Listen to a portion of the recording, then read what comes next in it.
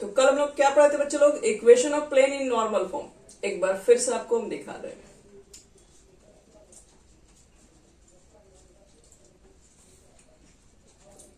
Equation of plane in normal form. ये 3 dimensional geometry के अंदर हम लोग प्लेन पढ़ रहे थे और प्लेन में equation of plane in normal form कर चुके थे, जिसका फॉर्मूला वगैरह आया था R N cap is equal to D. R general vector है, एन क्या है, एन जो प्लेन पे परपेंडिकुलर है उसका यूनिट वेक्टर है, यानी कि नॉर्मल वेक्टर का यूनिट वेक्टर है। डी क्या है, डिस्टेंस फ्रॉम दी ओरिजिन। ये तो इसका वेक्टर फॉर्म था।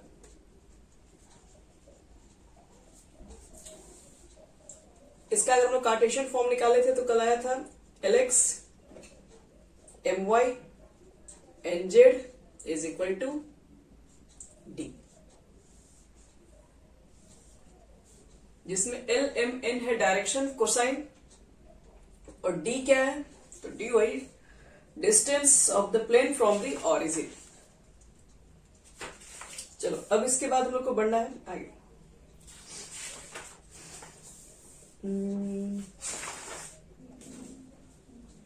लिखो आज का इक्वेशन।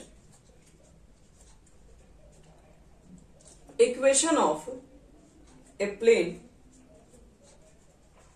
आपको प्लेन का इक्वेशन लिखना है। Equation of a plane perpendicular to a given vector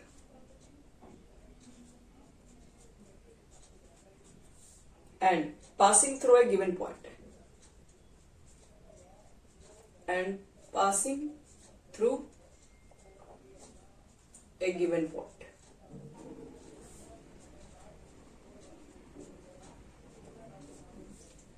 यानी कि यहां पर एक प्लेन है, मान लो भाई ये है मेरा छोटा सा प्लेन। इस प्लेन पर क्या बच्चे लोग, तो इस प्लेन पर ये प्लेन जो एक पॉइंट से पास हो रहा है, ये छोटा सा पॉइंट हम ए देते हैं, जिसका कोऑर्डिनेट हो जाएगा तुम्हारा x1 y1 z1।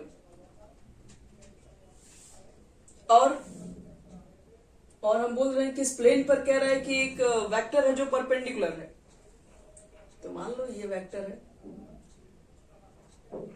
n, मान ले रहे हैं ये परपेंडिकुलर है इस प्लेन पे, एक पॉइंट से पास हो रहा है, ये भी सही है।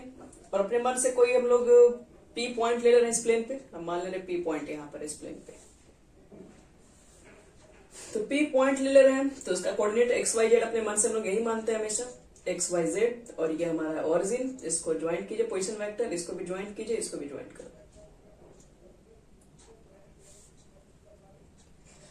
तो वही ट्रायंगल्स लॉ ऑफ एडिशन से इसको A रिप्रेजेंट करोगे, इसको R रिप्रेजेंट करोगे, तो AP इज इक्वल टू कितना आ जाएगा, तो AP आ जाएगा OP माइनस OA, यानी कि R माइनस A आ जाएगा।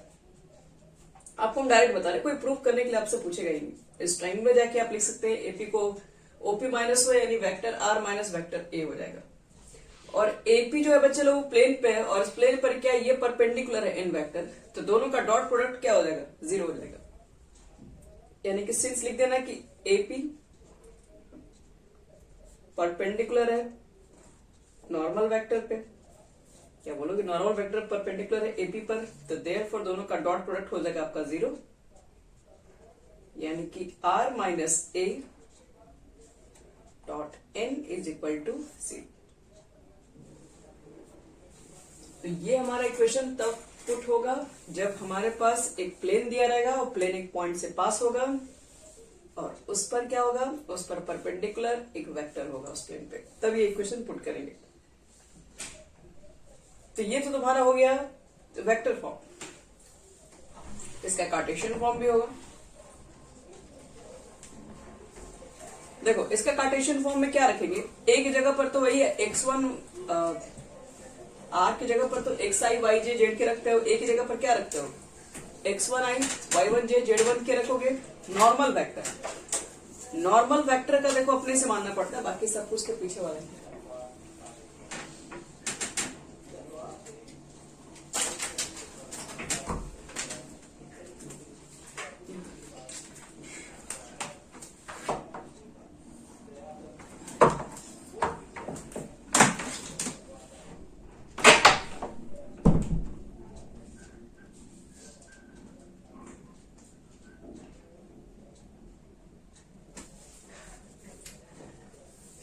चलो एक और इक्वेशन इसका देखते हैं।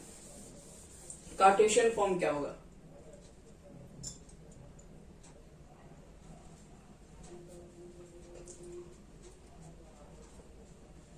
इसका जब हम लोग कार्टेशियन फॉर्म निकालेंगे तो कार्टेशियन फॉर्म में आर की जगह पर वही पुट करते हैं, x I Y J Z के। ए की जगह पर क्या रखोगे? पॉइंट रखोगे, x1 i y1 j और z1 k।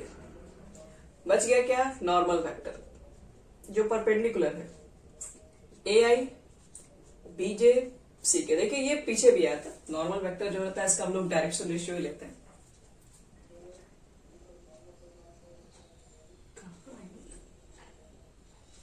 इसके बाद देखो क्या करेंगे फिर हम लोग,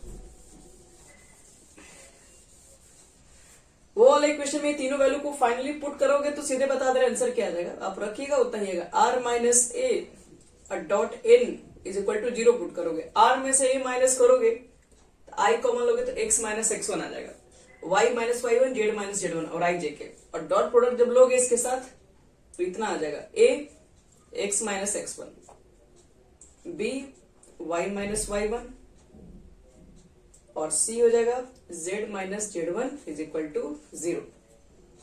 तो ये भी ध्यान रखना, तभी पुट करना पड़ेगा ये फॉर्मूला जब हमारे पास एक प्लेन हो, एक पॉइंट दिया रहेगा पास हो, और उसके ऊपर एक वेक्टर होना चाहिए जो परपेंडिकुलर है, जिसका डायरेक्शन रेशियो ABC है।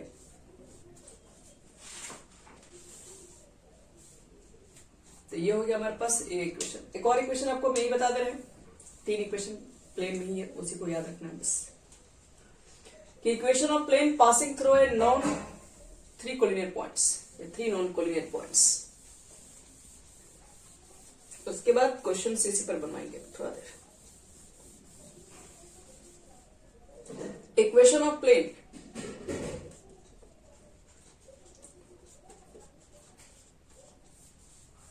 Equation of plane passing through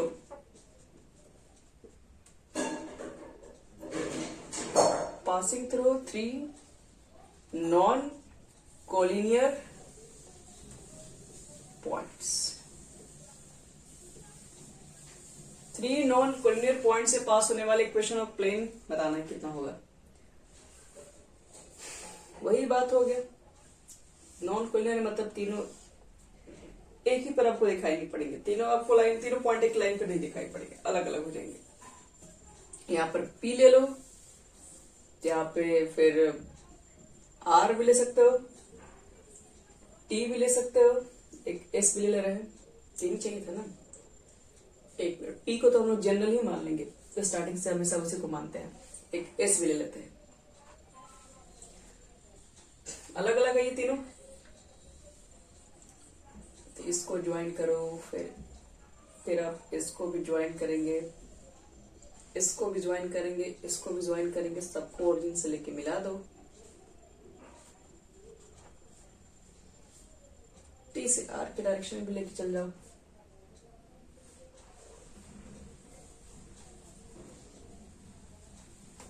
बस अब हम लोगों को क्या करना है, देखो ध्यान से इसमें।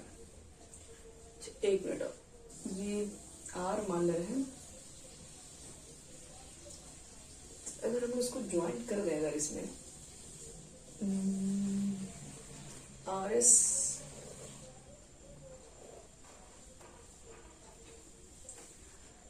यहां देखो ध्यान से, हमने क्या कर दिया ना कि RS को ज्वाइन कर दिया। ज्वाइन करने से फायदा हमारा है तो है, क्योंकि एक ट्राइंगल यहां फॉर्म हो जा रहा है।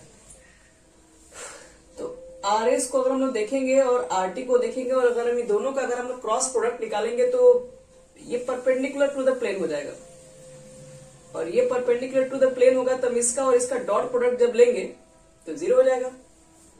तो आपको सिर्फ बता रहे जनरल होता क्या इस पे, यहाँ पर इसको A मान लो, सर ये तो आपका हो जाएगा जनरल R वेक्टर हो जाएगा। इसको ज्वाइंट किए O से R, O से S, O से T, इसको आप कुछ कुछ मान सकते हैं, जैसे हम इसको A भी मान सकते हैं, फिर O से R, इसको B भी मान सकते हो, इसको C भी मान सकते हो। तो यहाँ पर देखो क्या करेंगे, हम इसका क्रॉस प्रोडक्ट निकाल लेंगे पहले। किसका? तो RS का और RT का क्रॉस प्रोडक्ट निकालेंगे, तो ये परपेंडिकुलर टू द प्लेन आपका आ जाएगा। Are S cross R T, जो भी आएगा वो परपेंडिकुलर होगा। तो आर एस का वैल्यू कितना हो जाएगा ये चेक करना है हमें। तो आर एस देखो ये है, तो क्या लिखोगे, आर एस का मान निकालने के लिए कितना लिखते हैं हम लोग, तो O S minus O R लिखोगे, यानी बी माइनस से होगा सीधे। आर टी का कैसे निकालते हो, आर टी ये है, तो आर टी का निकालने के लिए ओ टी माइनस ये हो जाएगा आपका ओ आर, यानी कि सी माइनस ए हो जाएगा। तो यानी कि are S cross R T का मान इसी दोनों का क्रॉस प्रोडक्ट हो जाएगा। और ये जब परपेंडिकुलर है तो लिख सकते हो कि पी आर जो होगा परपेंडिकुलर होगा जो are S cross R T का जो रिजल्टेंट वेक्टर होगा। तो इसका डॉट प्रोडक्ट 0 कर दो, तो ये तुम्हारा आर है, और डॉट किसके साथ लेना है, एक मिनट सॉरी, पी आर का मान आर कैसे सिर्फ हो जाएगा, पी आर का मान अगर निकालना होगा तो तुम लोगों को क्या करना पड़ेगा इसमें, एक मिनट, पी आर तुम लोग को नहीं चाहिए होगा, आरपी चाहिए होगा, और यहां से आर टी आपको आर एस, एक मिनट, पी आर नहीं आएगा, आरपी करना पड़ेगा, तभी तो आपके पास आएगा आर माइनस ए।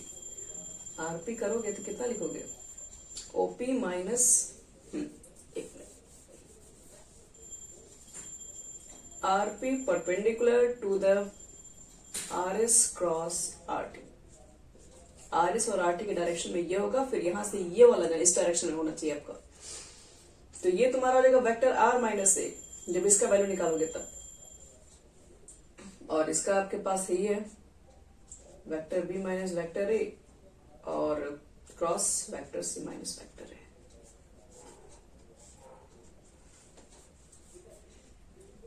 तो बच्चे लोग बस इतना लिखना है, आपको फॉर्मूला कहां से प्रूफ आया इतना कोई नहीं पूछेगा, सिंपल है, बस याद रखने के लिए बस इसको बताया जाता है। करना सिर्फ ये, अगर मान लो कि तुम्हारे पास 3 नॉन कोलिनियर पॉइंट्स रहता है तो उससे अगर हम लोग निकालेंगे कि कैसे निकलेगा प्लेन का इक्वेशन, तो प्लेन के इक्वेशन में क्या करोगे यहाँ पे, पहले तो आपको आर में से ए निकालना होगा, ए क्या होगा आपका जो पहला पॉइंट दिया होगा, बी माइनस ए निकाल देना, सी माइनस ए निकाल देना, दोनों का क्रॉस प्रोडक्ट जो भी है वो यहाँ रहेगा, और डॉट प्रोडक्ट इसके साथ ले लोगे।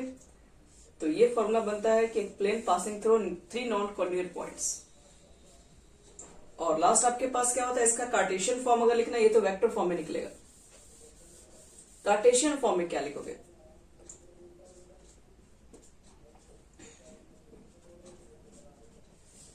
तो देखो इसका कार्टेशियन फॉर्म निकालेंगे हम लोग, तो x minus x1 y minus y1, 3 point आपके पास है, x1 y1 z1 x2 y2 z2 x3 y3 z3 z minus z1। फिर क्या लिखोगे यहाँ पे, x2 माइनस x1 होता है, y2 माइनस y1 और z2 minus z1, x3 minus x1 y3 minus y1 और z3 माइनस z1, और इसका वैल्यू हो जाएगा 0।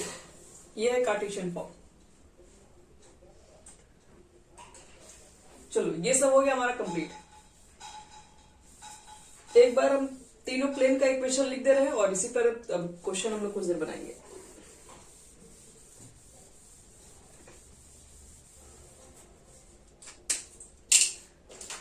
क्वेश्चन देखो,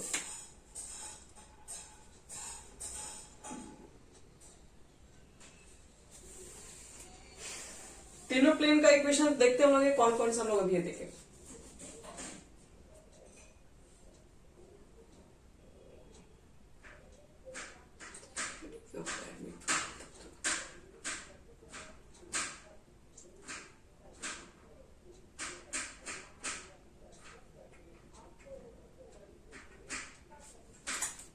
एक मिनट बच्चे,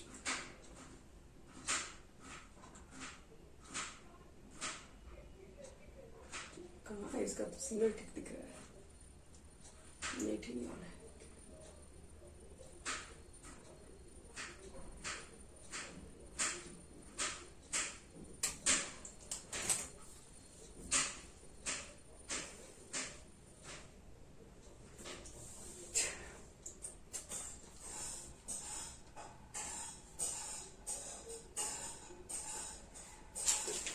चलो अब कुछ क्वेश्चन दिखा रहे हैं।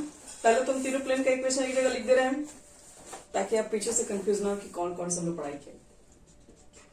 एक होता है vector R and cap is equal to D, और इसी का कार्टेशियन फॉर्म लोग पढ़े LX my N Z is equal to D. Third हम लोग पढ़े हैं, ये नॉर्मल फॉर्म कहते हैं इसको है, एक पॉइंट दिया रहेगा और प्लेन एक पॉइंट से पास और उसके ऊपर परपेंडिकुलर वेक्टर होता है, तो इसको लिखते हैं हम लोग r minus a is equal to 0। और इसका हम लोग कार्टेशियन फॉर्म पढ़े थे, ए एक्स माइनस एक्स1, बी वाई माइनस वाई1 और सी जेड माइनस जेड1 इज इक्वल टू 0। पांचवा हमारे पास था थ्री नॉन कोलिनियर पॉइंट्स अगर पास होता है तो आर माइनस ए, तो बी माइनस ए था आपके पास अक्रॉस सी माइनस ए। और कार्टेशियन नहीं लिखते हैं क्योंकि वो लिखेंगे तो भर जाएगा फिर। तो ये बच्चे लोग अभी तक हमारा प्लेन का इक्वेशन है, अभी तक हम लोग इतने प्लेन के इक्वेशन पढ़ चुके हैं। अब इसके ऊपर देखो कुछ बेसिक और इम्पोर्टेंट क्वेश्चन, क्योंकि आगे में इक्वेशन नहीं है, आगे तो बस सिंपल फॉर्मूला वगैरह है एंगल्स वगैरह निकालने के लिए। मेन क्वेश्चन सब इसी के ऊपर। एक और प्लेन का इक्वेशन होता है जो कि 3 पॉइंट पे इंटरसेक्ट करेगा, लेकिन अभी रुक जाते हैं सबके बाद में। पहले इसी पर कुछ क्वेश्चन आपको हम दिखा रहे कैसे बनेगा। यहां देखो क्वेश्चंस, आपसे क्वेश्चन पूछा जा रहा है कि find the direction cosine, find direction cosine of the normal. Normal का डायरेक्शन कोसाइन निकालना है, नॉर्मल टू द प्लेन। वो जो नॉर्मल है जो परपेंडिकुलर है वो प्लेन पे है, and distance from the origin भी चाहिए आपको।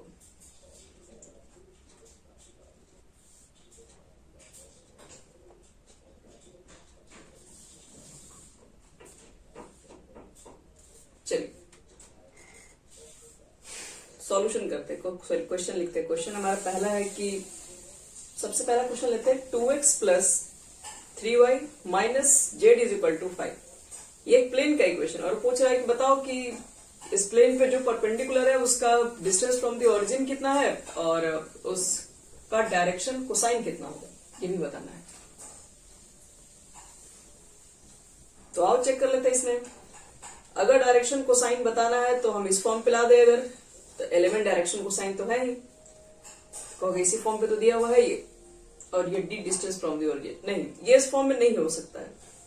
एक जनरल इक्वेशन ऑफ प्लेन को देखो हम लोग इस फॉर्म पे लिख सकते हैं, ax plus b y plus C Z is equal to d, या plus d is equal to 0, जो कि लिखना लिख सकते हैं। ये भी एक प्लेन का ही इक्वेशन है, ये भी ध्यान रखना।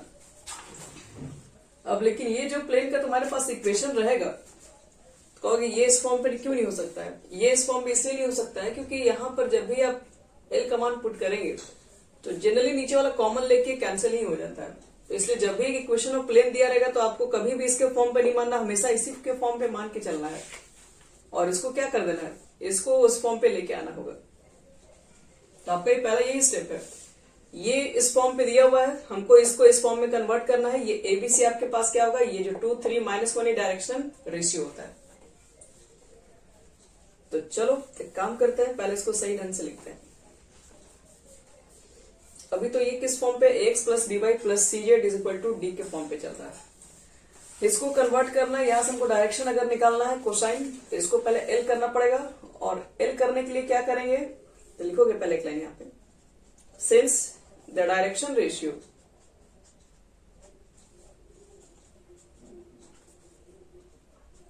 of the direction ratio of the normal to the plane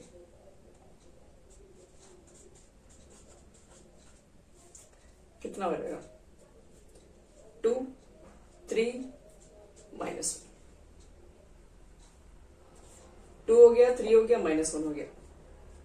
तो देन डायरेक्शन कोसाइन कितना हो जाएगा,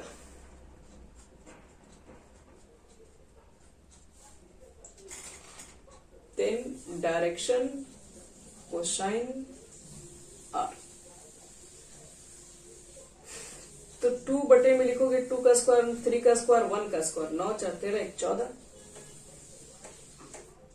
यहां पर भी लिखेगा तो 3 बटे में √14 और -1 बटे में √14। तो पहला तो आंसर आपका निकल गया। डायरेक्शन रेशियो किसका निकालना, ऑफ द नॉर्मल का निकालना है। तो नॉर्मल का बच्चे लोग हो गया आपके पास डायरेक्शन रेशियो।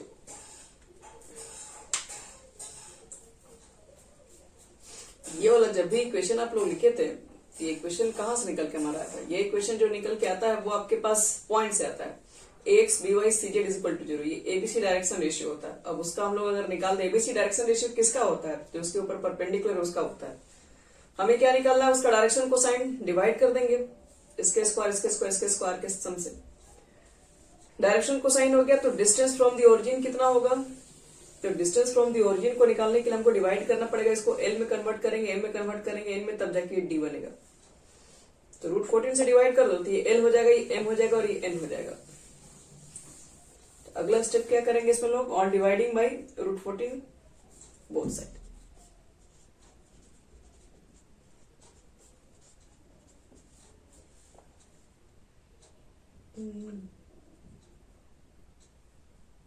माइनस, ठीक है कर सकते हो, कोई दिक्कत नहीं है। ये देखो, ये L की जगह पर हो गया, ये M की जगह पर हो गया, ये N की जगह पर हो गया, तो ये D की जगह पर कहलाएगा। तो यहां पर हम लिख सकते हैं the distance of the plane from the origin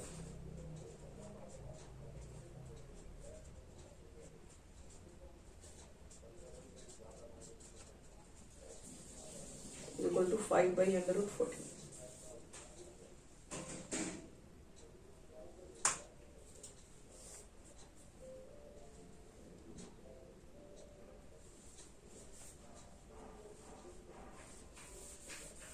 एक और क्वेश्चन दे रहे हैं। एक और क्वेश्चन है, मान लो कि मेरे पास है 2x minus 3y plus 4z minus 6 is equal to 0 है।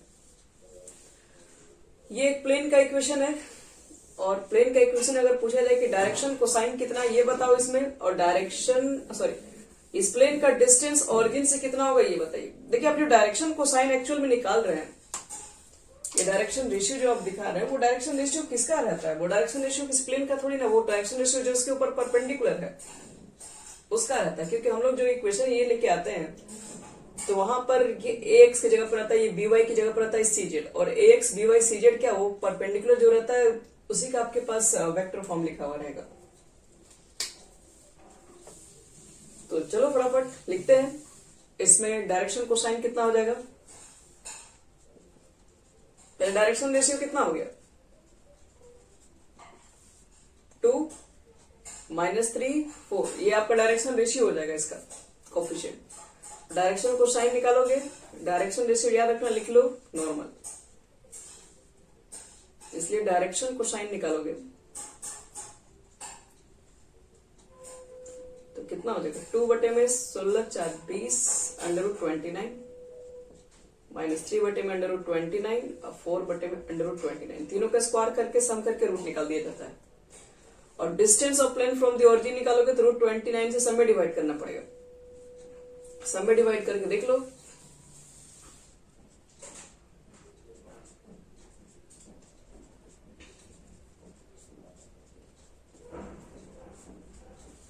ये LX हो जाएगा, ये MY हो जाएगा, और नीचे वाला आपका आ जाएगा MZ NZ, तो ये हो जाएगा डिस्टेंस फ्रॉम दी ओरिजिन, यानी 6 बटे में √29। ये हो गया हमारा कंप्लीट।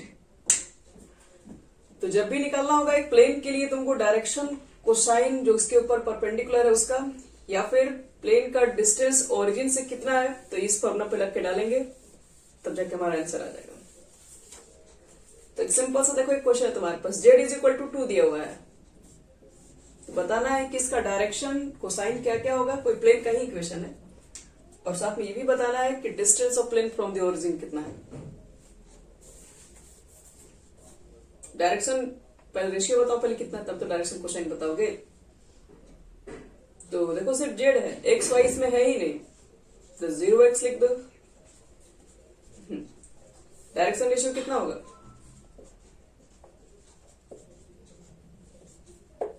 0 0, डायरेक्शन कोसाइन कितना हो जाएगा?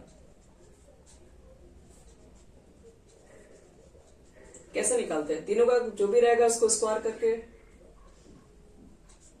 डायरेक्शन कोसाइन भी आपका यही रहेगा। तो distance of plane from the origin कितना हो जाएगा?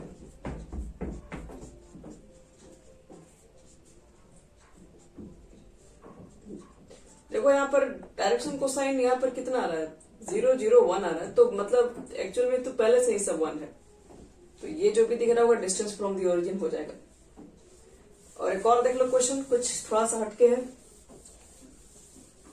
मान लो कि 2y इज इक्वल टू 1 है,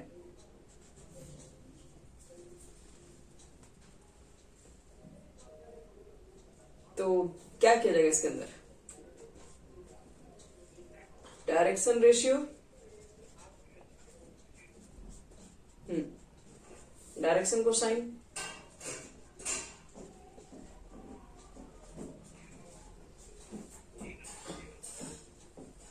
तो हम लोग क्या करते हैं, स्क्वायरिंग करके करेंगे, इसका स्क्वायर इसका स्क्वायर इसका स्क्वायर इसका स्क्वायर करेंगे तो रूट के बाद 2 ही निकलेगा, यानी 0 1 0 होगा। तो अब distance of the plane from the origin कितना होगा,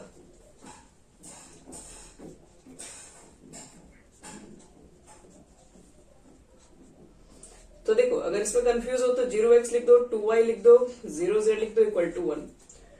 याद रखिएगा आपको ये lx my nz होगा तभी ये काम चलेगा। तो l क्या आपके पास है, ये l m n है, l के जगह पर 0 है, ठीक है, m की जगह पर लेकिन यहाँ 1 चाहिए। अब यहाँ पर आपको 1 चाहिए तो इसको 1 करने के लिए 2 से डिवाइड करना पड़ेगा सब में, 2 से डिवाइड करोगे तो इसमें कोई असर नहीं पड़ेगा, यहाँ पर हो जाएगा y, यहाँ पर होगा z और यहाँ पर होगा 1/2।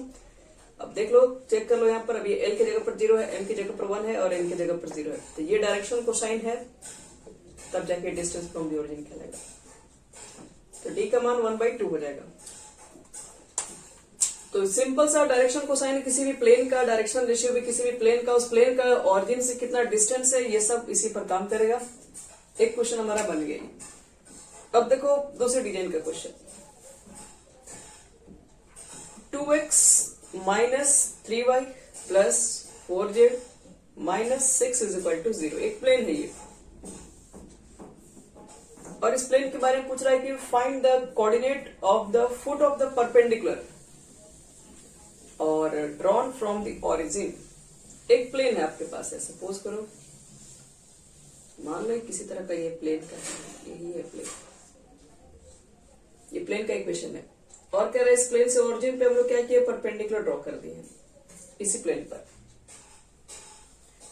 तो आपसे पूछ कह रहा है कि फुट ऑफ द परपेंडिकुलर, जो प्लेन पर, जैसे मान लो ये इस पे परपेंडिकुलर है, तो इस पे परपेंडिकुलर है, तो आपको बताना है कि इसका फुट ऑफ द कोऑर्डिनेट, इसका कोऑर्डिनेट बताओ यहाँ पे जिस पॉइंट पे परपेंडिकुलर है। नहीं पता है तो मान लेते हैं x1 y1 z1। इस प्लेन पर एक लाइन है जो दिया हुआ है कि परपेंडिकुलर है, तो बताना है कि उसका कोऑर्डिनेट क्या होगा, फुट ऑफ द परपेंडिकुलर का। Find the coordinate of the foot of the perpendicular drawn from the origin to the plane. क्या कीजिएगा इसमें, तो एक काम करते हैं, ध्यान समझना, ये आपके पास प्लेन का इक्वेशन दिया हुआ है, ये इस प्लेन का डायरेक्शन रेशियो लिखोगे, the direction ratio of plane, sorry plane कह रहे हैं, डायरेक्शन रेशियो ऑफ किसका होता है, नॉर्मल, कितना हो जाएगा, 2 -3 4। देखिए ये आपका क्या हो गया, डायरेक्शन रेशियो हो गया इस लाइन का जो इसके ऊपर परपेंडिकुलर होता है, ठीक है। तो डायरेक्शन कोसाइन कितना हो जाएगा,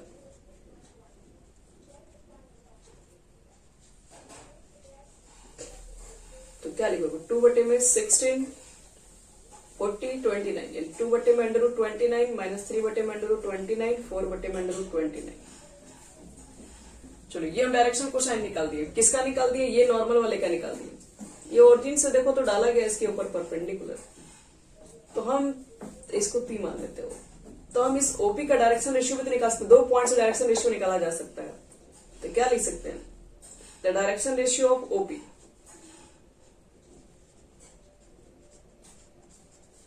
कितना हो जाएगा, x2 माइनस x1, यानी कि x1 y1 z1 ही रह जाएगा।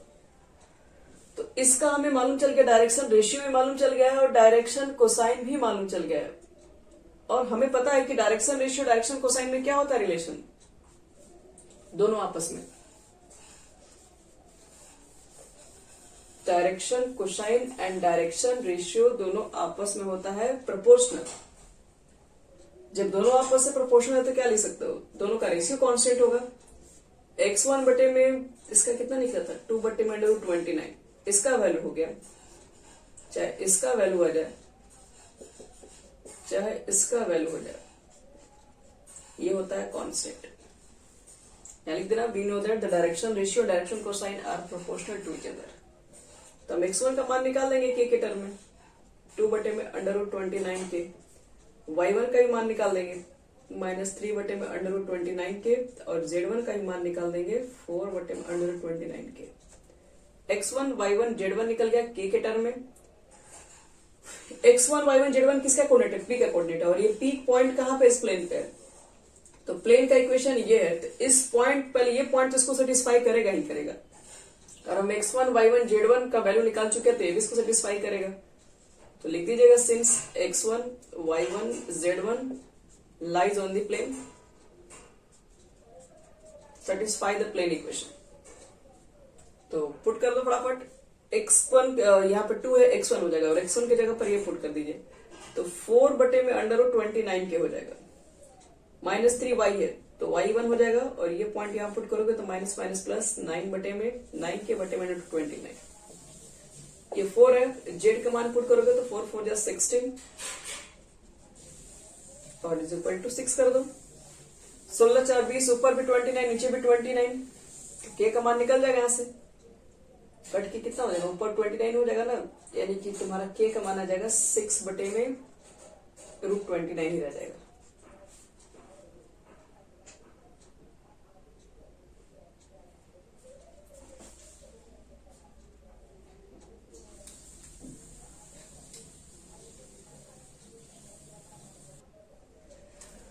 देखो के का मान आ जाएगा 6 बटे में √29, और 6 बटे में √29 पुट कर दोगे तो x1 y1 z1 भी निकल जाएगा, और यही हो जाएगा हमारा आंसर।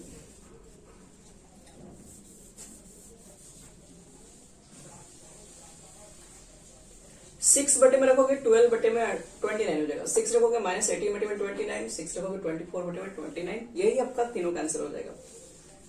तो कभी भी अगर प्लेन पे अगर मान लो कोई भी परपेंडिकुलर डाल दिया वो भी ऑरिजिन से, तो इसको हम लोग बहुत आसानी से निकाल सकते हैं। बस आप देख लो डायरेक्शन रेशियो प्लेन का क्या, डायरेक्शन कोसाइन में निकाल दो, और इसका भी डायरेक्शन रेशियो निकाल दो, 2 पॉइंट मिल जाएगा आपको यहाँ पे। फिर देखो एक और क्वेश्चन है,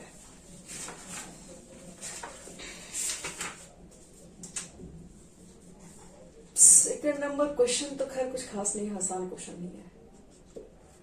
Can I find the vector equation of a plane which is a distance of 7 unit from the origin and normal to the vector?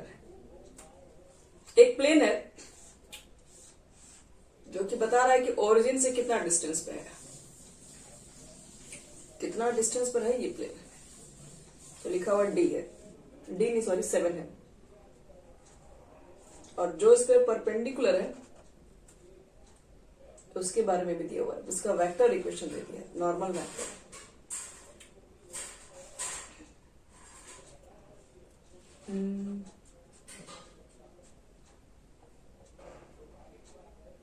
और कितना, -6 के। देखो क्वेश्चन में ये आपसे क्या रहा है कि find the vector equation of the plane which is at 7 unit from the origin and normal to the vector. क्या डिस्टेंस फ्रॉम द ओरिजिन दिया ही हुआ है 7, नॉर्मल वेक्टर का मतलब है कि n का मान दिया हुआ है, तो ये नॉर्मल फॉर्म सीधे है। एक आपके पास क्या दिया हुआ है, पहचान लेंगे हम लोग देख के, नॉर्मल वेक्टर दिया हुआ है, distance from the origin question में ऑलरेडी बोल दिया है, तो हमारे पास यही तो फॉर्मूला होता है नॉर्मल फॉर्म का, r n cap is equal to D. r को छोड़ दीजिए, वेक्टर फॉर्म निकालना है तो r को रखना भी नहीं है, n कैप चाहिए, नॉर्मल वेक्टर का यूनिट वेक्टर है, इसका यूनिट वेक्टर निकाल दो तो 3i 5j 6 के, और इसका मैग्नीट्यूड निकालते हैं नीचे 36 25 9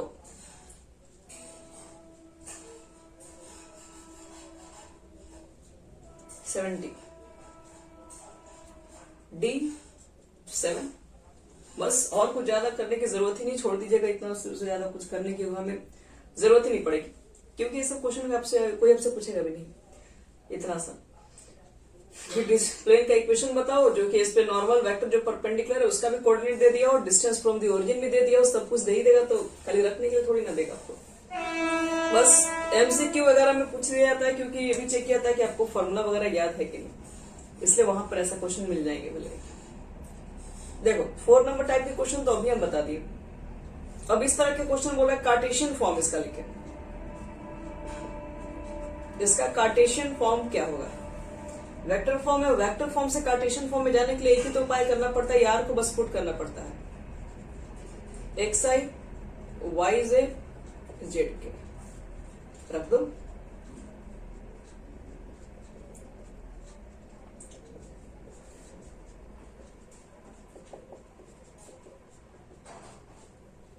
x Y minus Z is equal to 2 हो गया हमारा ये आंसर। बस इतना ही करना है इसमें। वेक्टर फॉर्म दिया रहेगा और पूछे कार्टेशियन फॉर्म निकालिए इसका, तो आर की जगह पर इतना पुट कर दो, सब वेक्टर कार्टेशियन में चला जाएगा।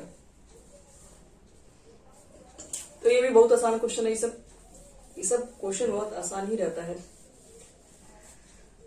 फिर देखो 5 नंबर क्वेश्चन में क्या आपके पास है, कह रहा है कि find the vector and Cartesian equation दोनों आप बताइए।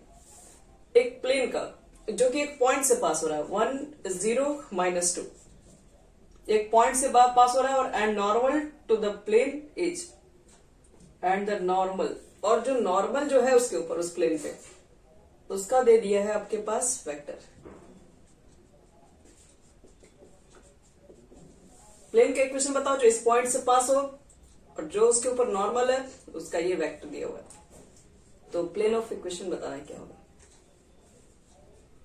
तो इक्वेशन ऑफ प्लेन क्या दे, देखिए एक पॉइंट दिया रहेगा और उस प्लेन के ऊपर अगर कोई परपेंडिकुलर है तो वही पुट के बता देंगे। वेक्टर इक्वेशन में तो सोचना ही नहीं है, आर लिखना है और ए की जगह पर क्या लगा दोगे, आई, जे तो खत्म ही है और एन का मान रख दो, हो गया। बस और कुछ करना ही नहीं इसमें, वेक्टर में कुछ नहीं करना है। कार्टेशियन में थोड़ा बहुत कुछ करना है। क्या करना है, आर की जगह पर एक्स आई वाई जे और जेड के रखना होगा।